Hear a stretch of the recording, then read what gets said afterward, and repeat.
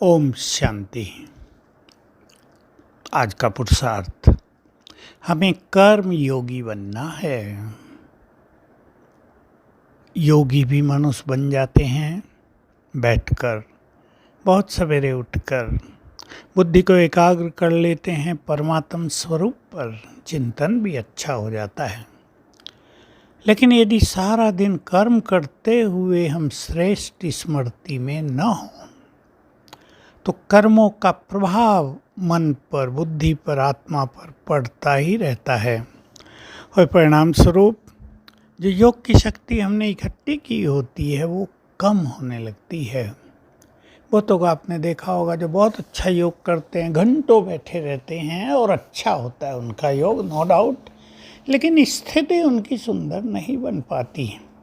वे अपने मनोविकारों पर पूरी तरह विजय नहीं पाते। स्वभाव उनका सौम्यता से भरा हुआ, नम्रता से, सरलता से, संतोष से भरा हुआ नहीं दिखाई देता है। तो हम सभी कर्म योगी बने। बैठकर योग करना भी परम आवश्यक है ताकि हमारी एकाग्रता बहुत अच्छी होती जाए और कर्म करते भी हमें बहुत अच्छे योग की आवश्यकता होती है ताकि कर्म हमारे लिए बंधन न बने, कर्म हमारा खाता न बढ़ाते चलें, बुरा खाता, बल्कि कर्म हमें कर्मातीत अवस्था की ओर ले चलें। और वो तभी होता है जब हम कर्म करते इस देह की स्मृति से ऊपर, कर्मों की कॉन्शियसनेस से ऊपर एक महान स्मृति में, आत्मिक स्वरूप में स्थित होकर कर्म करते हैं। कई विधियां हैं हमारे सामने, मैं थोड़ी थोड़ी चर्चा कर रहा हूँ। देखिए, जो कर्म हमारे पसंद का होता है उसमें हम बहुत अच्छा अनुभव करते हैं, खुशी में रहते हैं। लेकिन कभी कभी क्या होता है, बहुत अच्छा कर्म करने के बाद, कर्म करते समय हम उसमें पूरी तरह लीन हो जाते हैं, लिप्त हो जाते हैं। यद्यपि अच्छी बात भी है दुनियावी दृष्टि से, पर आध्यात्मिक दृष्टि से ये थोड़ी हल्की बात होती है। कर्मों में आसक्ति, कर्मों में लगाव हमें कर्मयोगी नहीं बनने देता है। तो कर्म करें, डिटैच होकर करें। मान लो आज आपके बच्चे का बर्थडे है और आप बहुत खुशी से तैयारी कर रही हैं, आपने अच्छी अच्छी चीज़ें बनाई हैं, आनंद ही आनंद है, परंतु कर्मों में लगाव होने के कारण आपका योग युक्त स्वरूप जो है वो लोप हो जाएगा। इसलिए विचार करेंगे, कर्म अनासक्त होकर करें, कर्म निष्काम भाव से करें, कर्म समर्पित भाव से करें, कर्मेंद्रियों के रसों से हम मुक्त होते जाएं, तो कर्म योगी बनना इजी रहेगा। लेकिन ये भी ध्यान देने की बात है कि हमें कर्मों के अलावा भी व्यर्थ संकल्पों में नहीं रहना है।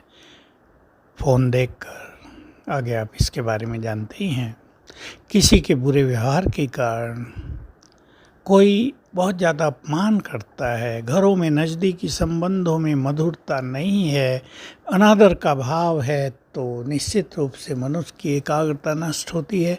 इसलिए व्यवहारिक तौर पर हमें परफेक्ट होना कर्म योग के लिए बहुत आवश्यक होता है। कर्म करने से पहले आप किसी अच्छे अभ्यास के द्वारा शुरू करें कर्म को, जिसको हम कहते हैं श्रेष्ठ स्मृतियाँ। कभी बाप दादा को, यानी भगवान को और ब्रह्मा को अपने पास बुला लें। कभी ये संकल्प कर लें, सफलता तो मेरा जन्म सिद्ध अधिकार है। कभी ये संकल्प कर लें, मैं एक संसार की महान आत्मा हूँ, मुझे अपने कर्मों से महानता सबको दिखानी है। कभी अभ्यास कर लें, मैं आत्मा इस शरीर के द्वारा कर्म करती हूँ। कभी अभ्यास कर लें, मैं आत्मा आँखों के द्वारा देख रही हूँ।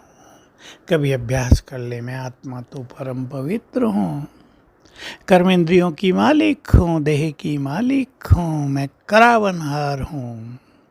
कराने वाला स्वयं ऊपर बैठा है। जिसका बहुत अच्छा अभ्यास है वो थोड़ी देर ही भले ही सही, बाबा की स्पिरिचुअल एनर्जी मुझे मिल रही है, शक्तियों की प्योरिटी की किरणें मुझ पर बरस रही हैं। ये अभ्यास कर लें। और इससे भी सरल है कि स्वयं बाबा सर्वशक्तिवान, प्यार का सागर, हमारा साथी है, हर कर्म में हमारा साथी है। और जब उसका साथ होगा तो कहीं कोई कठिनाई नहीं होगी, सारे विघ्न नष्ट हो जाएंगे, हम कर्मों में सफलता की ओर चलेंगे। तो आज से ही सभी कर्मयोगी बनने का सुंदर अभ्यास करें। ओम शांति।